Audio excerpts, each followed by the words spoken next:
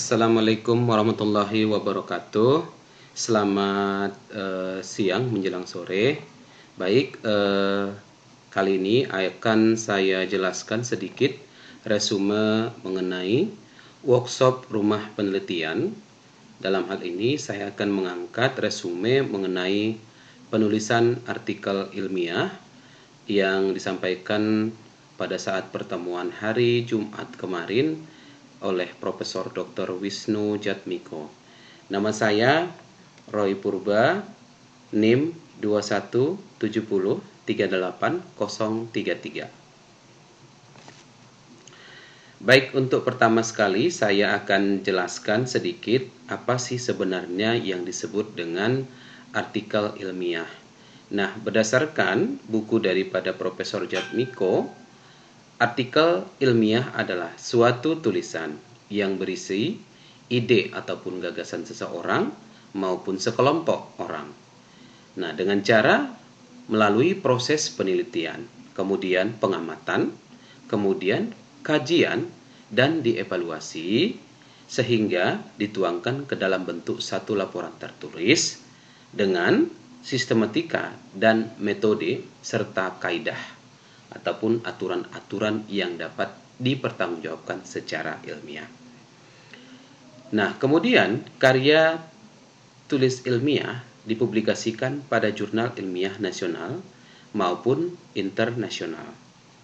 Karya tulis ilmiah ini juga nantinya dapat dijadikan sebagai referensi ataupun pijakan penelitian-penelitian selanjutnya, ya. Jadi karya tulis ilmiah ini dapat kita jadikan sebagai referensi bagi orang-orang yang akan meneliti hal selanjutnya, hal yang sama ataupun yang berbeda tentang karya tulis ilmiah.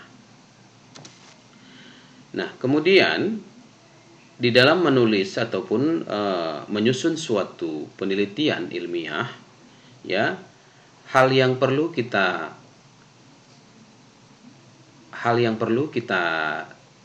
sampaikan, hal yang perlu kita perhatikan, ya. Yang pertama sekali adalah memilih dan memfokuskan topik. Nah, topik apa yang menjadi bagian yang kita anggap, yang kita senangi, ya. Itu langkah yang pertama. Jadi tentunya kita pilih dulu topik yang rasa kita senangi sehingga dengan demikian pada saat penelitian nanti tidak mengalami kejenuhan. Ataupun kalau kita mencintai ataupun menyenangi suatu topik, itu biasanya penelitiannya insya Allah bisa berjalan dengan lancar. Nah, kemudian setelah menentukan ataupun memfokuskan topik penelitian, dilanjutkan dengan membuat draft rencana penelitian. Kita buat dulu draftnya, rencana penelitian kita seperti apa. Nah, kemudian setelah dibuat draft, nah, dikumpulkan informasi yang berhubungan dengan penelitian, ya, melalui membaca ataupun membuat bibliografi. Nah, mengumpulkan informasi ini bisa juga berupa jurnal, berupa buku-buku, ya. Kita kumpulkan informasi yang berupa jurnal, baik itu proceeding jurnal internasional ataupun jurnal lokal. Nah, berdasarkan ini, ya, jurnal-jurnal tersebut kita pilih ataupun kita cari jurnal yang sesuai dengan topik yang akan kita teliti.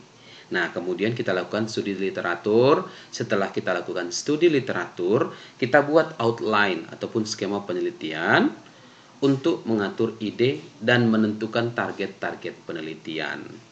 Nah, setelah membuat outline, langkah selanjutnya adalah melakukan penelitian sesuai dengan yang sudah kita rancang sebelumnya.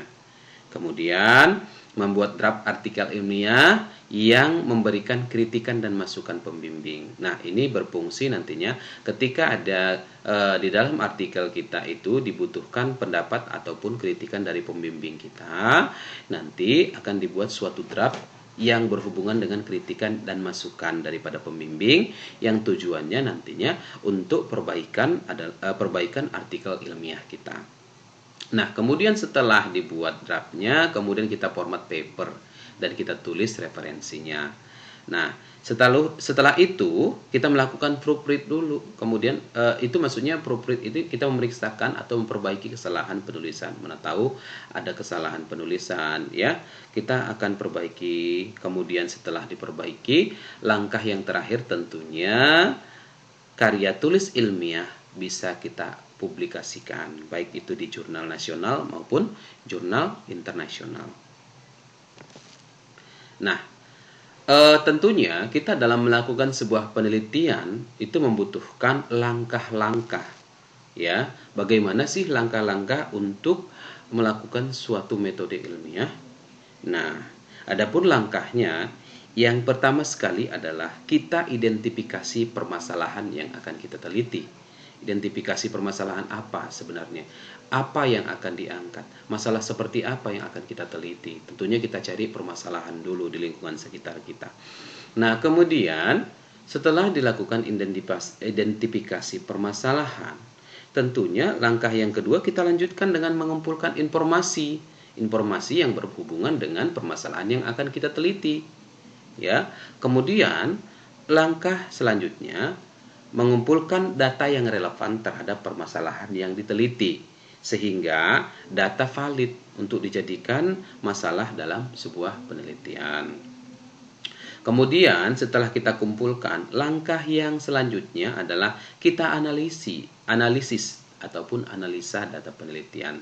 Nah, kemudian setelah kita analisis, tentunya dari hasil analisis tadi, kita dapat menarik suatu kesimpulan berdasarkan analisis yang telah kita lakukan sebelumnya. Nah, kemudian untuk mencegah karya tulis ilmiah kita itu tercek ataupun terdeteksi plagiarisme, nah, sudah diatur di Permendikbud nomor 17 tahun 2010, yaitu tentang pencegahan dan penanggulangan plagiat di perguruan tinggi. Nah, dalam hal ini tertuang dalam pasal 6, 7, 8, dan 9. Baik, untuk selanjutnya tentunya agar karya ilmiah kita ataupun artikel ilmiah kita ini tidak terdeteksi plagiarisme, ya. Plagiarisme di sini artinya mencontek ataupun mengambil hasil artikel ilmiah orang lain gitu. Nah, jadi ada beberapa upaya yang yang harus kita lakukan untuk menghindari plagiarisme tersebut. Nah, yang pertama sekali tentunya kita banyak membaca artikel ilmiah.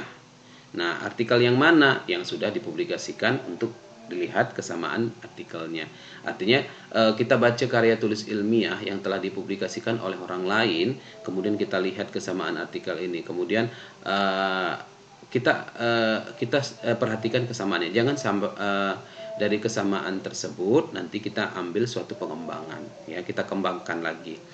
Nah, kemudian upaya yang selanjutnya kita berhati-hati dalam membaca artikel ilmiah milik penelitian orang lain. Karena setiap artikel ilmiah yang dibaca, kita harus memahami dengan benar agar mendapatkan nilai tambah pada artikel ilmiah yang akan kita publikasikan. Nah, kalau sama dengan karya tulis yang sebelumnya berarti terdeteksi plagiat dong. Ya. Kemudian selanjutnya upaya yang kita lakukan adalah indikasikan material yang digunakan dengan question marker atau identitas ataupun tulisan referensi lengkap. Artinya di sini adalah ketika kita mengutip suatu karya ilmiah orang lain, kita harus buat referensinya lengkap, kita tuangkan agar tidak tercek sebagai plagiarisme. Nah, kemudian jika kita ingin meneliti ulang artikel ilmiah yang belum dipublikasi oleh pembuatnya, kita harus meminta izin tertulis dari autor aslinya. Siapa yang punya, kita minta izin dulu. Itu upaya yang harus kita lakukan dalam menghindari plagiarisme. Nah, kemudian upaya yang selanjutnya adalah untuk menghindari plagiarisme atau plagiarisme. Yang pertama itu adalah sesama peneliti harus sama-sama menghormati privasi satu sama lain. Artinya privasi kita itu harus kita hormati, ya. Artinya antara satu orang peneliti dengan yang lain kita saling menghormati, ya, privasi masing-masing. Nah, kemudian untuk menghindari plagiarisme tadi, kita bisa menggunakan aplikasi plagiarism checker, ya, di mana aplikasi ini adalah aplikasi plagiarism secara gratis. Kita bisa mencek ataupun melihat apakah tulisan itu terdeteksi sebagai karya tulis ilmiah kita itu terdeteksi sebagai plagiat atau tidak, ya. Nah, caranya cukup gampang sih. Kita buka linknya, ya. Ada dua, saya tunjukkan di sini. Ada www.http